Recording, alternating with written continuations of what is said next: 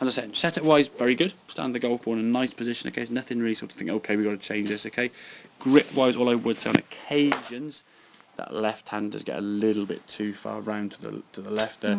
Just make sure we can see those 2 knuckles of that left hand. But other than that, the old setup there is fine. Yeah, of course. I just can't seem to do it. Grab a club and we'll show you that, because I think sometimes on that left hand, generally if you sort of have that sort of pre-set up thing that you do where you put your left palm on top, don't you? Which is fine. It's sort of like a trigger you do. But what I want to try and make sure, and the best way I can describe it, especially females, is how do you hold your handbag? You sort of hold your handbag and the fingers there now, nicely down by your side. You wouldn't have the club there up in your palm this way too much. Okay, you grip it down here, and you're looking down.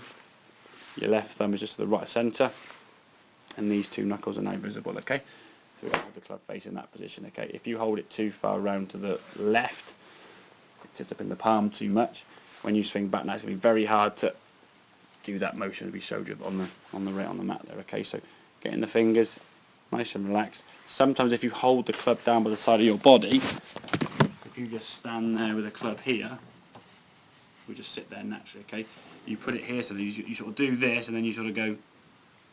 That sometimes, not all the time, but enough sometimes to get the club face to come back a little bit open. Okay, and that will certainly restrict your wrist hinge, and that's the thing we were talking about. We're trying to create power.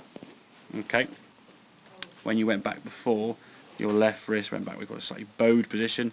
You can see at this point now the back of your left hand there is pointing towards the camera, and it restricts your then to backswing. This one here, you had a much better wrist hinge.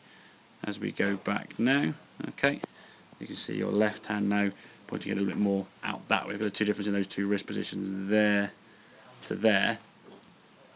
That part is pointing up, where that one's coming back towards us. Yeah, that's sort of Velcro on your hand there. So because of that, your club's gone back a little bit further, creating a bit more power. What we've got to try to feel now, once you've created that power, is swish that club through to release all the power of the golf ball. When you do some of those driver drills, which is sort of just flicking the wrist, as you said, it's going as far as normal, purely because you were getting a maximum release of power to hit the golf ball the furthest distance that swing was giving you. So when you're swinging back to here, potentially 100 yards of power, but as you come through the golf ball sometimes sort of blocking the club off here, at this point now we can just about see the club there. At that point there, the club should have disappeared and be down there. So when you're not releasing the club, what we call releasing the club to target, okay, releasing the power, if you've got, say, I don't know, 100 yards of power here, and you swing 50% of that power to the golf ball, the ball only knows 50 yards.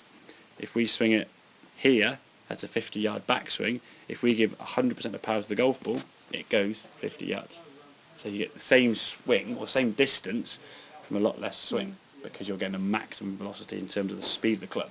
Now, there's a couple of drivers you did hit where you did go back full, and you released the club full, and they went over 100 yards. They're going a lot further in terms of the distance. Okay, so if we can get that hinge of the wrist going back, that's going to be the power source. Hinge the wrist up, release the club through as you come back down, not sort of bow the left wrist and then try and block it off.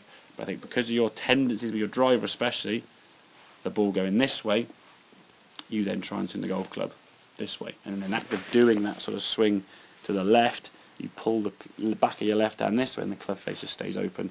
It can't scrap properly. Does that make sense? Yep. So it's a hinge of the wrist to create power, okay, and then a release of the club, or unhinging of the wrists to release that power. Kind of sort of like a swishing of that club, and that sort of throwing a ball sensation rather than going here and then blocking it. If your club and the hands are working sort of one motion here, the club's looking very slow.